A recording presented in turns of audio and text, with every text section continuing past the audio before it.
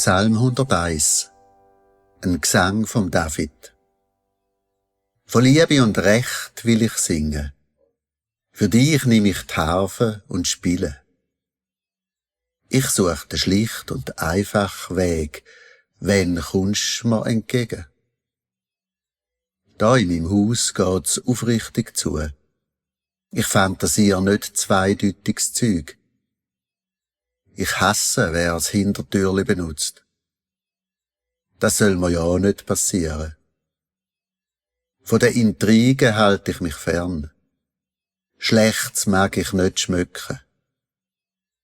Wer jemand verleumdet in meiner Nähe, den stelle ich grad ab und auf die Seite. Bei geschwullen Reden hängt's mir grad aus. Ich gehe mit Vertrauenswürdigen um und lade nur Ehrliche ein an meinen Tisch. Wer täuscht, der bleibt mir nicht unter meinem Dach. Wer lügt, dem seh ich's grad an. So hilf ich mit, für einen künftigen Morgen die Gemeinen zum Schweigen zu bringen. Ausreissen wett ich's am liebsten wie Unkraut aus seiner Stadt. Aber dann käme der Weizen ja mit. In seiner Stadt bleibt Unkraut und Weizen, bis es Zeit ist.